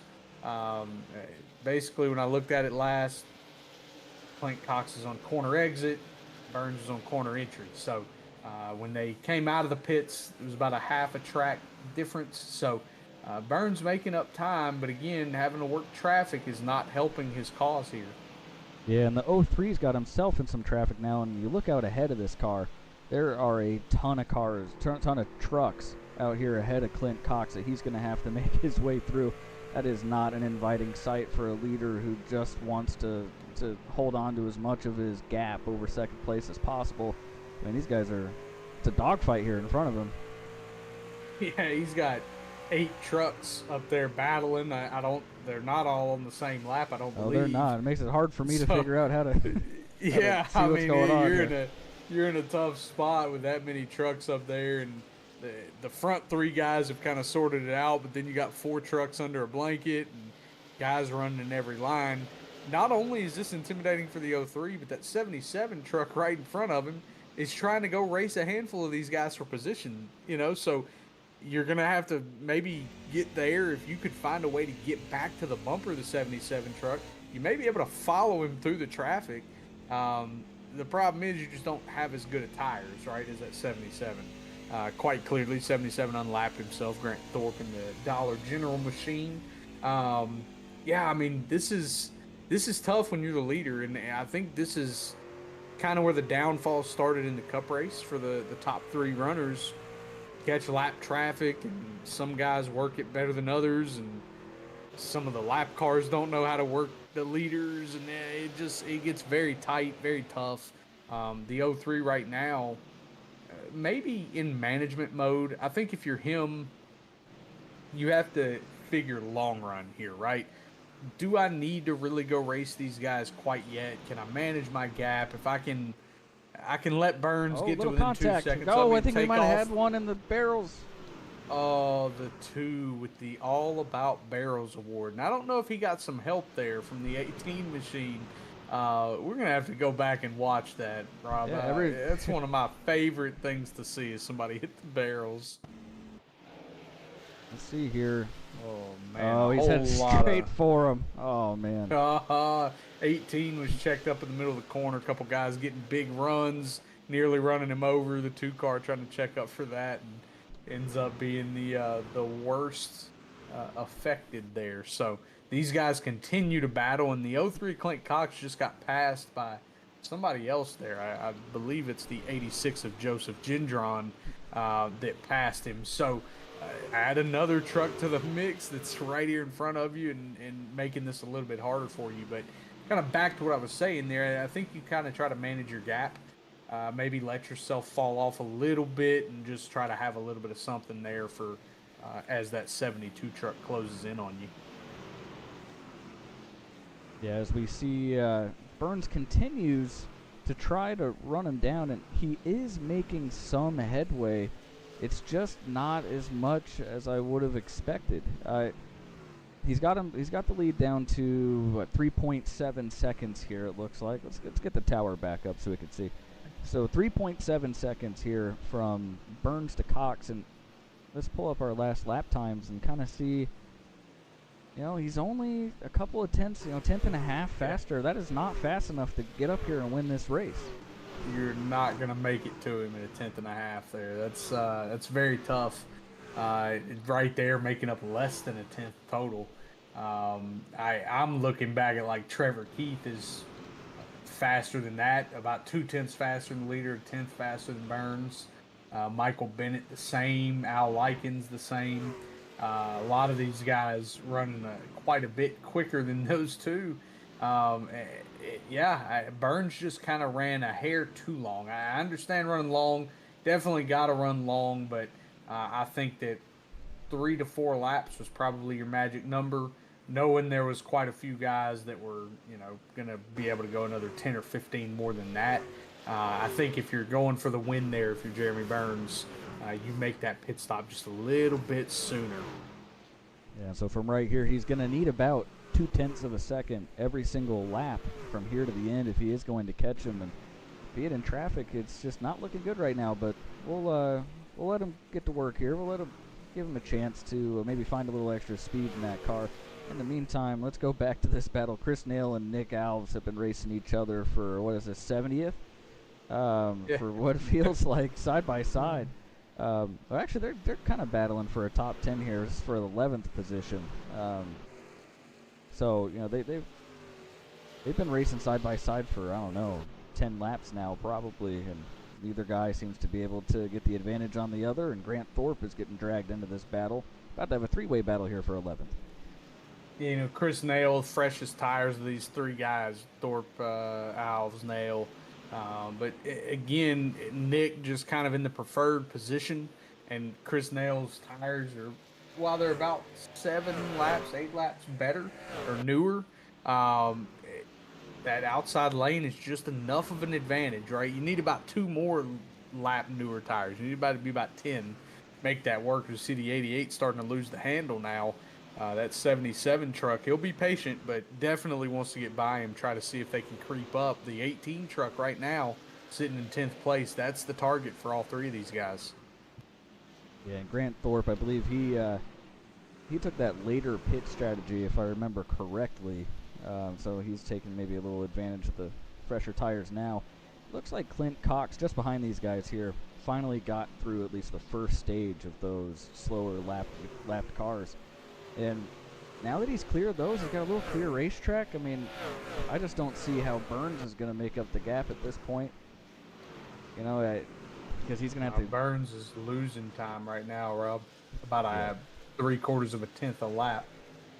Yeah, and he's not really in the traffic either. So it looks like right now Clint Cox does have the winning strategy if things stay green, but we have been green for, I think, over 100 laps now. So, you know, anything could happen at any moment, especially as these guys continue to race here, looking for that top 10. And just outside the top 10 here with now Grant Thorpe and Chris Nail side by side. Maybe a little contact on the exit of turn 2. Grant Thorpe to the bottom right there on the yellow line. Try to get the power down. Just can't do enough to pass those guys without being a little more aggressive. But and it's so difficult to pass down there. Yeah, you're talking about, you know, Grant taking the long strategy. Christopher Nail actually went longer than Grant Thorpe. So he has even fresher tires than Grant Thorpe by a few laps. So, I mean, these guys are really burning it up right now, racing each other. Nick Alves kind of back there watching it. He's okay with it because they're not battling him. And the longer they leave him alone, the more he can reel in that 18 truck. But right now, the 88 trying to reintroduce himself to the 24's back bumper and let him know, hey, buddy, I'm coming and I want that 11th place position. Yeah, man, you see Grant really fighting it there, coming to the start-finish line. But yeah, we're seeing Chris Nail here. He's run Alves back down a little bit. Looks like he's starting to maybe get something going. I don't know, maybe seems like he's kind of moved it back down the racetrack to the bottom. Maybe found a little something there. As I say that, a little too low, catches the apron. Big time save coming off of turn 4 there. Yeah, and that's going to let Nick Alves kind of just drive away from these two. As the 77 had to check up not to finish wrecking the 88. As that would have been a big spin there. These guys sorted out for now. The 88's tires going to be super hot, super not friendly with him.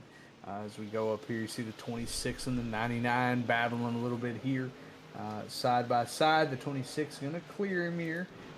Kyle, a race winner at Charlotte earlier in the season, back here battling. Tough night here in 15th. I believe that he would even tell you that's not what his expectations are. Quentin Stewart, Michael Call. That was almost a caution close. right there. Yeah, it was a close call, for lack of a better term there. And, yeah, these guys just battling back here, even for 15th, 16th. And that's what ends up turning into a caution. Is one of those guys in the back not willing to give up, and they continue to battle, and this can kind of happen. Well, Justice, I think we've both been there, right? Big, long green flag stretch here. You're frustrated. You're running 17th, not the day that you wanted. Now you're running the wall, and you just want the last 7 laps to end, and then a guy clips you in the quarter panel, and now you're pissed off, and now you're just ready to dump somebody, you know? I mean, it happens quick. You get to the end of these races, and the temperature starts to climb as time moves forward, but it looks like all is good there for now as Kyle Diaz here making a pass on Quentin Stewart for the 15th position. That's our closest battle on the racetrack right now. These guys are really... Actually, let's head up here. We've got Berube, Alex Forget Berube starting to catch Jeremy Burns. Closed in on Burns quick. I was looking at that. He's heating that back bumper up, and man, I'd expect Alex to pass him. If I'm being honest, I mean he's been so good on the long run. He's got about 4 laps here to try to get it done. But I would expect that's probably going to happen. He's right now, he's better on corner entry, better on corner exit. Burns is just beating him a little bit in the middle. That's all that Alex is missing. If Alex beats him at any point in the middle of the corner, this is going to get very tight. Alex with a good run off of turn 4. Will he try the dive bomb move up the inside into turn 1? Not this lap, not close enough perhaps. Not going to do it this time, but he's still right there on Jeremy Burns. Looking to the inside on corner exit here. Not quite there, but he will have the preferred position here down into turn 3 and 4.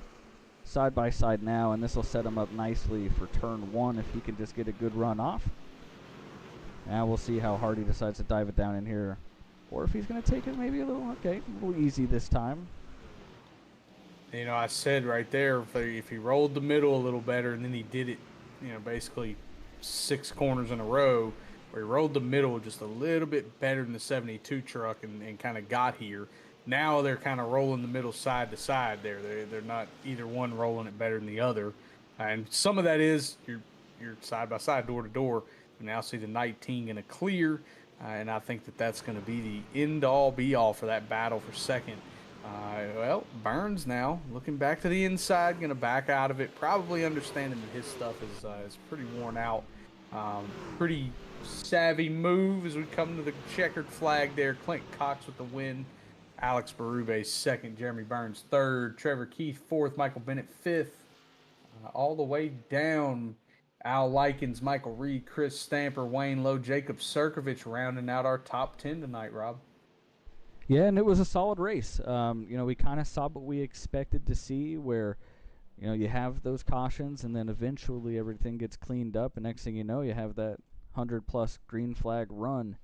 And Clint Cox, who has struggled with strategy on and off, we talked about it at the top of the race tonight, showed tonight that he can get it done on the right strategy. Brings it home with the win for the Neighbors Helping Neighbors 131, presented by Blue Ridge Fire Department. Speaking of them with the sponsorship here, Jeremy Burns brings it home P3. Alex Forget got by him there, as you were calling out, as Cox was coming to take the win. Forget got himself into second place, so we'll look forward to speaking to not just Clint Cox, but also Alex Forget and Jeremy Burns here in just a minute. Let's see if we can find Clint Cox and drag him up here to talk with us. Clint Cox with the big win tonight at Richmond Raceway. First win since week 1 at Daytona. How's it feeling out there, buddy? Hey man, it feels pretty good after the last couple of weeks I've had. Seems like always I was on the wrong strategy of things, get behind, and choose the wrong pit stop and get back there and get in a wreck. So it's nice to stay up front all race and finally make a pit call that actually worked. And we kind of hinted at that at the beginning of the broadcast, talking about you'd been up front, leading quite a few laps there, week to week, but just kind of wrong strategy, wrong time. Get it right tonight. I know you had the long green flag run coming to the pit stops there. Couldn't quite get to Burns. Looked like maybe you burned it up a little bit there. Were you surprised to see him run that long once you decided to undercut? Yeah, I had caught him there and was gonna try to pass, but I was so loose I didn't want to get up and underneath of him, and he had the line, so I was like, I'm just gonna ride in line here. It's all I can do. I can't pass him. And then make my stop maybe a lap or two before him and leapfrog him and then race it out from there. But seems like he probably had the strategy that I usually do, which is the wrong one. And I really expected him to make it back up through there and get to me at least. But traffic was a big thing. So he must have got back in traffic and burned his right sides up and wasn't able to make it back up through there. Well, big win tonight, buddy. We give you a chance here. Give us your shout outs. Let us know who got you here, buddy. Yeah, Team 606 iRacing, Bobcat Dairy Bar, Ashley's Candy Creations, and Judge Garage, and just everybody that races with us. I got a couple teammates in here. It's fun to race with them. Thank Well, you guys for the broadcast. yes, sir. Congrats on the big win. See you next. Well, not next week. Got a week off. See you the week after that. Getting ready to go green. All right, buddy. Appreciate you guys. All right, let's just go ahead and continue on down the line here. Let's pull up Alex Forget. Alex Forget, Rob and Justice in the booth. Do you got us? Oui, bonjour. Oh, you got to Second place speak in English running- for this, man. Come on. Yes, Hey, hello. give us the French. Come on now. Oui, oui, Second, no problem. second place running tonight. Looked really strong out there. What'd you have there for the 03? You think you had anything if you had about 100 more laps? I don't know because I was really getting tired at the end, and I think I was just at the end of my physical run. So if there was another 100 laps, I don't think I would have made it physically. But no, it was really fun today. Everybody was saying that the tires were like plateauing at some point, and it wasn't like going down and wearing out. I don't agree. Just I think people will say that I just because I save more tires, but in the end, I was just catching up to everybody. I love those long runs for sure. You got that 19 truck, most of the way there. You think you're going to get that thing parked in Victory Lane for us in a couple weeks, Alex? I do hope so. I love the trucks. They're way more drivable and than the Cup cars. So I really enjoy them. So I'm pretty sure we'll see each other in Victory Lane at some point, not in the second place. I'm ready for you to be the winning interview. See that excitement? Why don't you go ahead and give us your shout outs, buddy? I have to thank you Performance, my teammates for always helping me. Slurp Sodas, uh, Coastal Financial, and then the sponsor of today, the fire department. I have no. I don't have them in front of me right now. Blue And I Ridge have Fire Department. the Blue Ridge Fire Department. Thank you I very knew what you much. meant, Alex. We had you covered there. Yeah. Thank you very much. I had them in front of me before. I had the screen with the 19 truck. I'm watching your stream right now, so it popped in front of me before the when I got there. So I lost all my focus. Well, good running tonight, Alex. See you in a couple weeks. Actually, Rob and I'll see you on Friday, but we'll see you back here in the trucks in a couple weeks at Talladega. Yes, sir. Thank you All very right. much. All right, and that's Alex Forget. Funny, Justice, he mentioned how tired he was. Of all the things that you would expect to be an issue over the long run, I don't think I expected I'm physically tired to be at the top of that list. But, we get on these long green runs and, you got nice equipment with force feedback in it. I'm not entirely sure what Alex has, but, it can get to you after a little while. I don't care what you got. You got those arms kind of stretched out a little bit. That'll happen to you. But why don't we ask our third place finisher, Mr. Jeremy Burns? 109 laps led tonight. Just didn't quite have it there at the end. Looked like you kind of got buried in traffic, Burns. Why don't you give us a rundown what it was like out there tonight? I mean, it felt really good, right? We were up front for a lot of that race, and Clint kind of cut us there, and I was quite surprised actually that we went through a green flag pit stop cycle there without somebody barreling it into the barrels. I don't know about that, Jeremy. I think Well, somebody may have caught those it barrels. happened after the cycle, Burns. Oh Lord. Well, they didn't do it good enough apparently to bring out a caution. So, but no, it was a great race, right? The car or the truck, I should say, handled amazing. It was a two dog battle there before the green flag stops. I think Clint and I got out to over a 3 second lead over the rest of the pack, but it was a lot of fun, man. It's always great to come down here and roll with the truck guys and see what they got. And they gave me the best shot tonight, and I mean even Brube got in there at the end to get second. So definitely a really good showing for all the guys in the league, and a lot of green flag laps here tonight, right? Like that's really good for the league. That's really good for really anybody that's seeing this league. Seeing a track like Richmond and seeing all the green flag laps. So really great show tonight, and just really proud of all the guys in the league that were able to get that done, and hopefully minimize the damage and the points. It couldn't quite get it parked in Victory Lane for those fire department boys, but I know they're super proud. Sure, Mama Burns is tuned in. Got to put that 72 truck up front, but aside from a caution, I guess my real question is: was there any thought to maybe pit 3 or 4 laps after Clint and see if maybe that gap would have been just a couple seconds, or was your plan basically the whole way just run it to empty and hope that something happens? Well, if I would have known that it would have gone green, right, I would have at least matched him, right, to kind of minimize that gap and try to do it on pure speed. But after 5 or 6 laps of it, going green after he had pit, I was like, all right, I'm gonna have to suck it up at one point and just deal with the gap and try to make it back. But also at that point, you can't pit too soon after that if that's your mindset, because you have to let their tires degrade a little bit, right? So you know that you're going to have a gap, but you also want to give yourself enough of an advantage to where once he gets into traffic that you can run him down. So basically, I put myself into a position where I think I pit like 10 laps after him, right? And that was one of the things where I was like, all right, I might have a shot here, and it just wasn't meant to be. But I mean, like I said, the car drove great all night. We were definitely top 3 on speed, and yeah, take that momentum into next week. Well, go ahead and give us your shout outs, buddy. You know how this goes. Yeah, I gotta shout out my mom and dad, my girlfriend Josie, my cousin Dylan, Coach P, Sonny, my grandma Miss Betsy, Julie, Derek, Caroline, Shan, Belinda, Blue Ridge Volunteer Fire Department for sponsoring the race tonight. Shout out to all of them and all the first responders. Element X Racing, Chapman Environmental, Butt Kicker, Coastal Financial, Ultimate Exterior Light, Earhart Homes, all the guys that support both on the Cup side and also on the truck side. Yeah, and shout out to you guys up here in the booth because y'all do an amazing job. And yeah, we'll take this in the next week.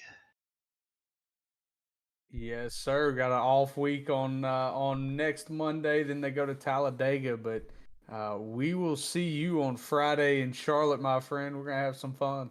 Oh, it's gonna be a lot of fun. I can't wait to meet all the guys. And y'all have to sign the table. That's the number one thing. I know that y'all may have already signed it, but for any of the new guys that are coming down and tuning into this, y'all are signing the table.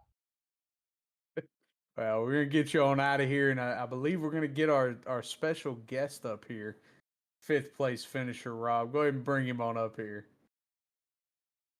Michael Bennett in the booth. What's going on, buddy? Hey, man. 5th place finish. I believe at one point I called you the king of Richmond. I said that I thought you would get up here and make this happen. So, how was it driving tonight? What was it like out there with these boys? It was a lot of fun. Shout out to the league. Super, super good performance we put on tonight. Lot of green flag racing. Have we ever, as a league, done a full green flag pit stop at Richmond?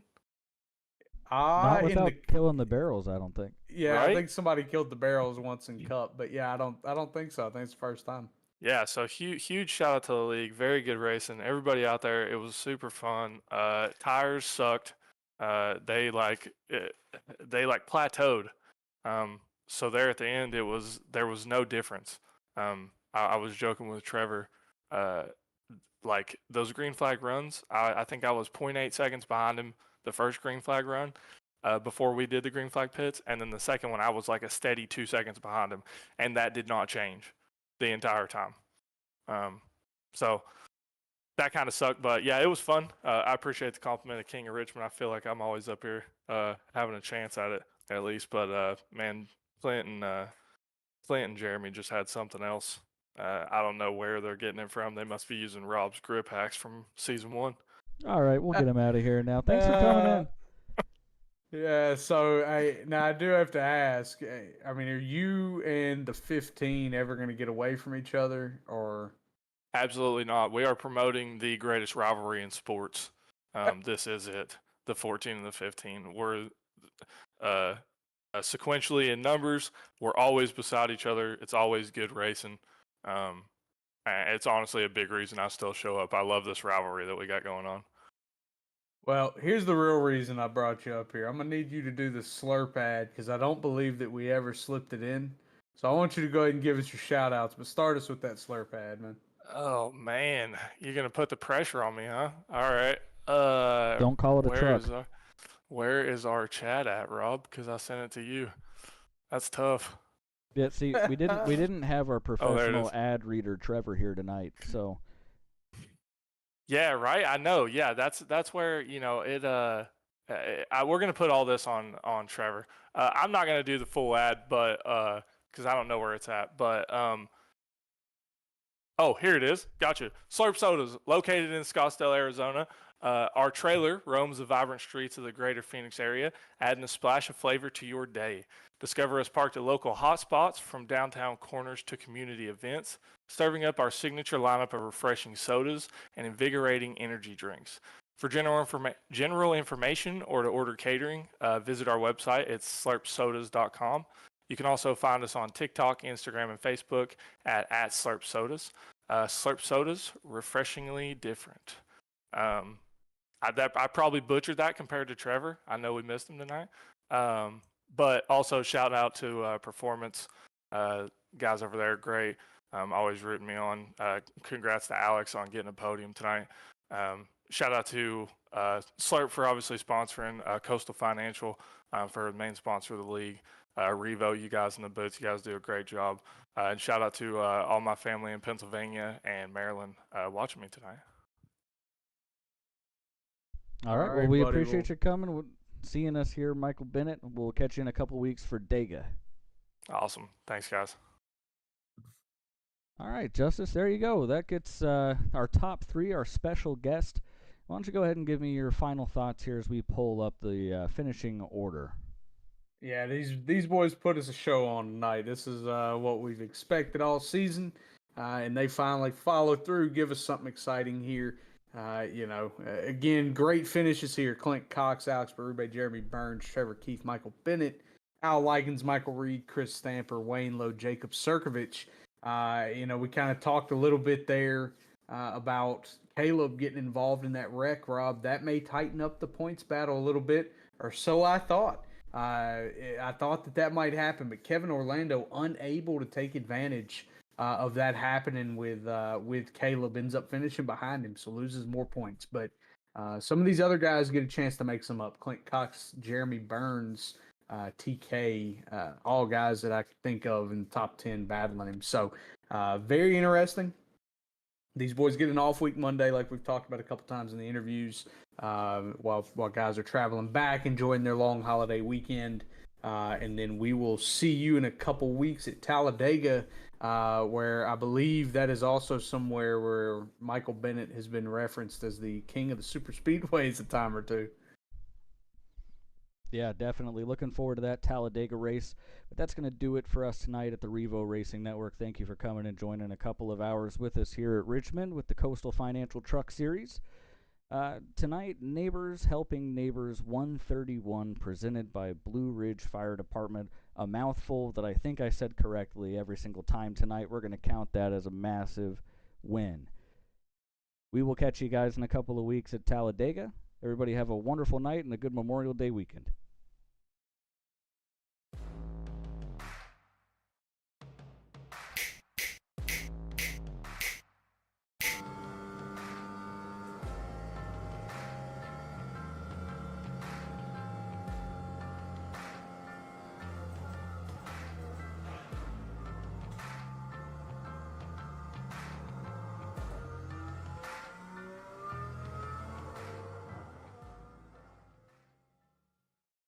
All About Bugs Tennessee Pest and Termite Control is all about family too. Our family-owned business has successfully been in operation in Sevierville and surrounding areas for almost a decade.